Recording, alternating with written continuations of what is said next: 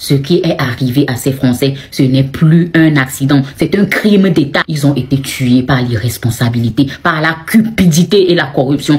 Bonsoir à ma famille du Togo, bonsoir à la diaspora togolaise de partout dans le monde et un spécial bonsoir à toutes mes braves personnes. C'est Solim encore. Vous savez, le sang versé au Togo n'est pas seulement togolais. Un grave accident s'est produit ce mardi 21 octobre 2025 vers 14 h sur la route nationale numéro 1 à l'entrée sud de Tchébébé, préfecture de Sotoubois. C'est donc avec une profonde tristesse que j'ai appris l'accident tragique survenu ayant coûté 5 vies humanitaires françaises, membres de Lion Club. Je tiens d'abord à exprimer mes sincères condoléances à leurs familles, à leurs proches et à toutes les personnes qui ont partagé leur engagement et leur humanité. Mes condoléances aussi à toute la Ciotat Bouches-du-Rhône. Ces hommes, ces femmes sont partis en mission pour aider, pour servir, pour apporter un peu d'espoir là où la vie est souvent difficile. Et cette année, c'était au Togo.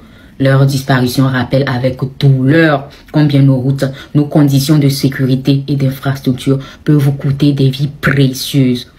À monsieur le maire Alexandre Dariol et à tous les Français de la Ciotat Bouches-du-Rhône, voici ce que vous ne savez pas du Togo et que le gouvernement togolais a manqué de vous dire. Les routes du Togo sont un véritable piège mortel. Elles sont parsemées de nids de poules béants, témoignant d'une incompétence flagrante et de l'utilisation de matériaux de très mauvaise qualité. Certaines voies construites à peine depuis quelques mois sont déjà en ruine. Ce problème ne vient ni des voitures, ni des pneus. Ce sont les routes elles-mêmes qui détruisent les véhicules. Aucune voiture au Togo n'est épargnée, tant l'état du réseau routier est déplorable.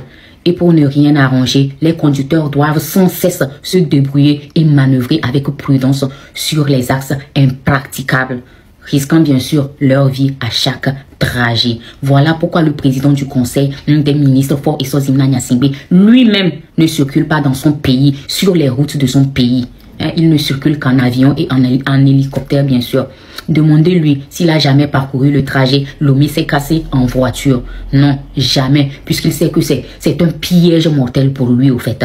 D'après l'OMS, le nombre moyen estimé de décès routiers annuels pour la période de 2005 à 2019 seulement était d'environ 2334 décès, avec un taux de 22,7 sur 100 000. Et pourtant, notre sacré gouvernement dit officiellement que pour le Togo, il y a eu 680 décès en 2021. C'est plus de 1200 décès qui sont dissimulés. Tout ça pour enjoliver la situation routière du Togo afin d'attirer les touristes. Ils sont prêts à mentir sur les chiffres. Les études de l'OMS sont plus proches de celles de World Life Expectancy, qui estime que le nombre de décès en 2020 était de 2316 au Togo. Et tout ça uniquement par accident routier. Accident routier. Cela fait des années que le peuple togolais crie à l'aide, que nous implorons la communauté internationale de regarder la réalité en face, de nous écouter. Ça fait des décennies que nous hurlons, nous pleurons, nous dénonçons dans l'indifférence générale. Pendant que Faure Essozimna Gnassingbé et son gouvernement engloutissent des milliards dans la corruption et la luxure, le peuple togolais, lui, il meurt sur des routes défoncées, dans des hôpitaux insalubres, dans des écoles en ruine. Les femmes accouchent à même le sol, les enfants étudient sous des toits de paille et les ambulances quasi inexistantes ou ne viennent jamais d'ailleurs.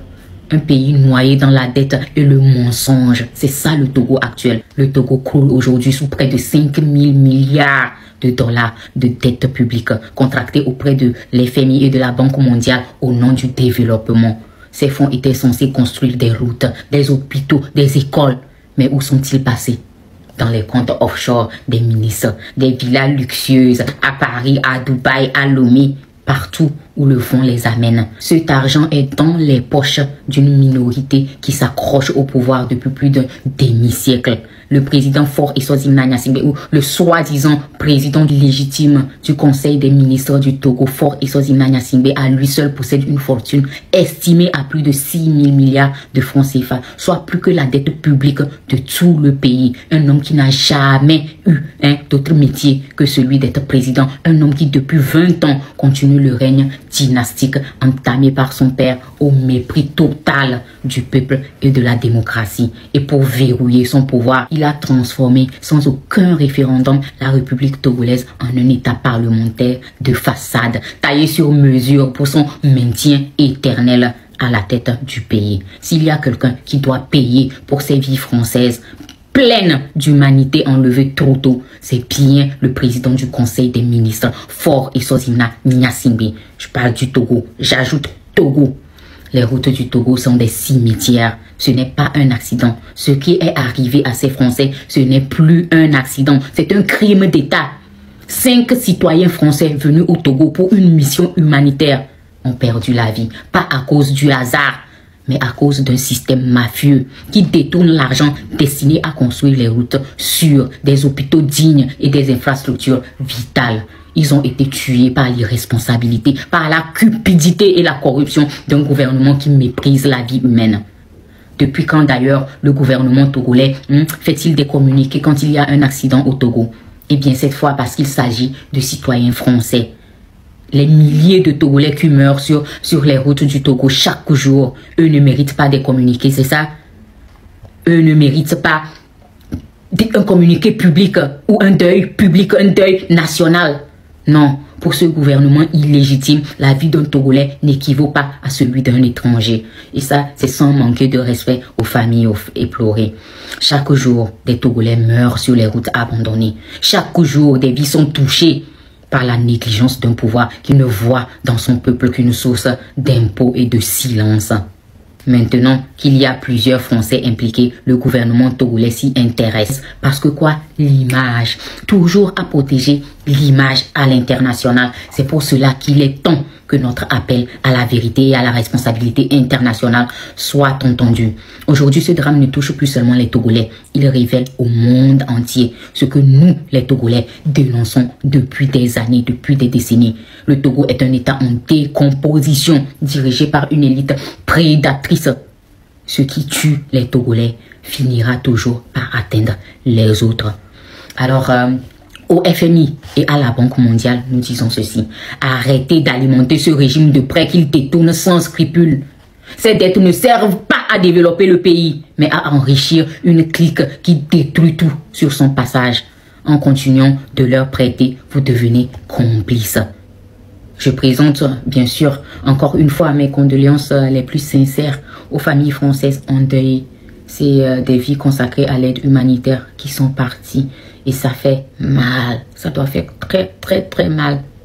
Mais que ce drame serve d'électrochoc. Que le monde comprenne enfin que le peuple togolais n'a jamais eu besoin de pitié, mais de justice. Le Togo n'est pas une destination humanitaire ni touristique. C'est un pays pris en otage par son propre gouvernement, soi-disant gouvernement. Et tant que ce régime corrompu régnera, il n'y aura ni sécurité, ni avenir, ni paix pour les Togolais et pour le reste du monde entier. Togolais, si tu ne sors pas le 8 décembre prochain, alors tu mérites ce gouvernement à la tête.